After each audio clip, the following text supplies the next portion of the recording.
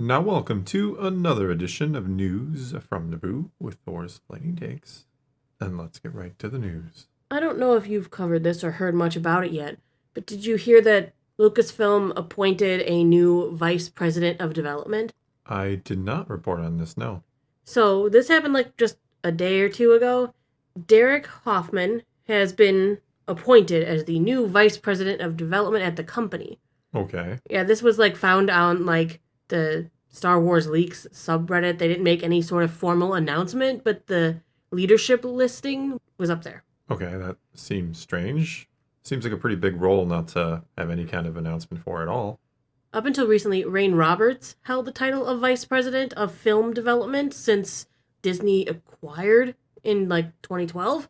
Yeah. In 2020, she co-developed The Acolyte with Leslie Headland, where she's credited as a producer. But this same listing that shows the like heads of departments and stuff, she's not in the company at all anymore. Well, someone had to take the fall. Her profile page was still up early December 2024, but it went dark right before Christmas break. Ooh, right before Christmas. Mm-hmm. That's the power of money. Yeah. I know that made no sense. Well, I feel like after The Acolyte, they were like, what are we doing?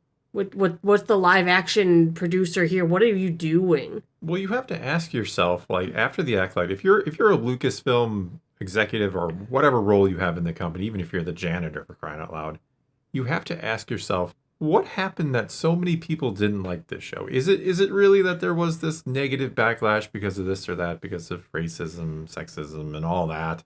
Or maybe we made a really bad show. Maybe people don't want this out of Star Wars. What are they actually taking away from all of this inside Lucasfilm is what I want to know. Like, what are they thinking right now? Roberts was the vice president of film development, and there were like no films for years. Films weren't being developed at all. No films. And then she went on to develop a horrible TV show. What would you say you do here if you are the vice president of developing films and you're not making films for 5 or 6 years? And then, as you pointed out, you make The Acolyte. Why did you get fired? Or step away from the company? Yeah. Willingly? Wink. Hoffman he's been an executive as well as a producer on each film in Fox's X-Men franchise. He was an associate producer on Days of Future Past. He was an executive producer on the TV series Legion, as well as The Gifted. This is what Lucasfilm had to say about Hoffman on their website. Since attending Indiana University, Derek Hoffman has worked in the film, video game, and comic book industry for the last 24 years. Getting his start with the Donner's Company as a runner, he quickly moved to an assistant role for the director Richard Donner, and then to an associate producer on the feature film Timeline and co-producer on 16 Blocks. Derek next became a development executive and later vice president for the company, where he worked on each film in the X-Men franchise, including as an associate producer on X-Men Days of Future Past.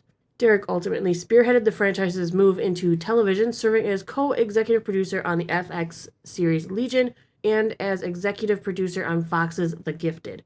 At Lucasfilm, Derek will help lead the team that develops our stories for adaptations in live action.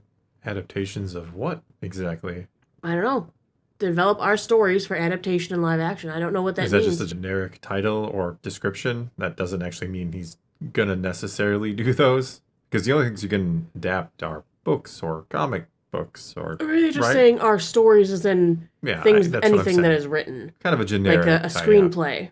Sure. We're adapting it into live action. I suppose. I mean, mentioning live action specifically means she's not going to be involved in any of the animated shows. What's also interesting to note, Hoffman has actually worked with Simon Kinberg before. Okay. Kinberg, who's apparently, producing a new Star Wars trilogy. Yeah, he's one of them. Could this have played a role in hiring Hoffman? I mean, we know that Kinberg's got some time to go before he starts really getting in on that trilogy. Maybe having a buddy there someone he knows, somebody he's worked with before, could help the project. Yeah, can't hurt it, right? You haven't had a Star Wars movie in years. Say that. Well, until the Mando and Grogu movie, it looks like that's actually happening, right?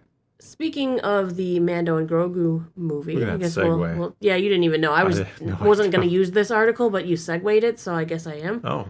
I was going to use a different one. What are we missing out on? You'll find out some other time.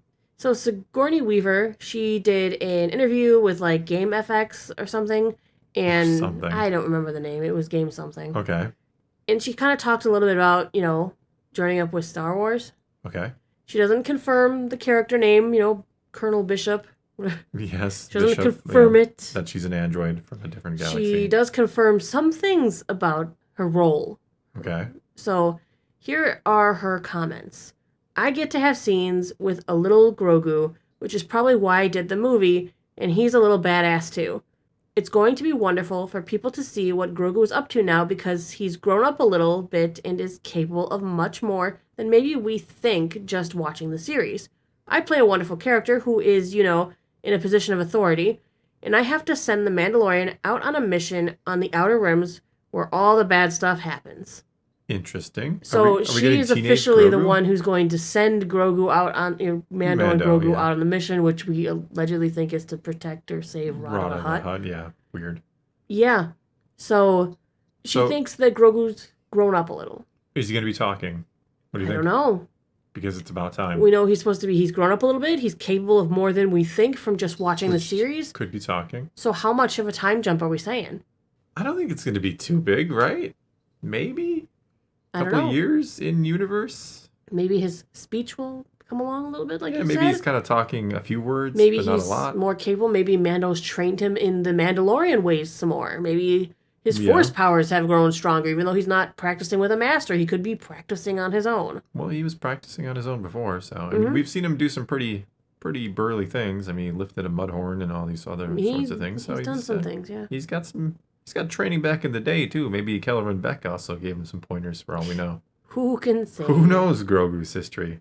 Maybe he stopped by with Luke again and was like, "Can I just get a little bit more training? I need a little bit. Just a little bit." Yeah. She was also asked whether she wished to join the Star Wars universe before she got cast in her role in The Mandalorian Grogu. She said, I admire Star Wars, but I don't sit around wishing I was in another franchise because I've been so lucky to be in some wonderful ones. But at the time when I was offered it, I was delighted.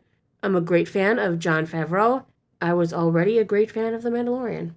Wow. So she's never been sitting around going, oh boy, I wish Star Wars would give me a call, because she's just been going with the flow, it sounds like. Yeah, she's been Aliens, offered Avatar. Yeah. She's gotten some great roles over the years, so she's just Ghostbusters, going for with crying that. out loud, yeah. Mm-hmm. So some big names there. Yeah, she does what she does, and she's usually fantastic. I hope she's serious that she was like a fan of the Mandalorian. Well, she thinks Grogu's a badass. I mean, yeah, she does. It almost sounds like the only reason she joined up in the first place is because she's getting to work with Grogu. Yeah, we know. Grogu, star of the show. That's what's going on there. Apparently, well, he was the star. He stole the show. He did. He was a big reason why the Mandalorian took off the way it did. At the same time, the Mandalorian is what saved the Book of Boba Fett. Yes. Not Grogu.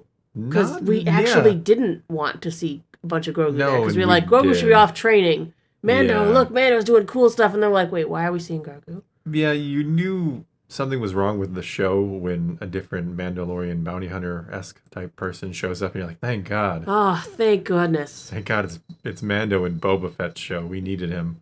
Yeah, we needed someone to leave his helmet on and do some badassery. Yeah, we did. Yeah, we did.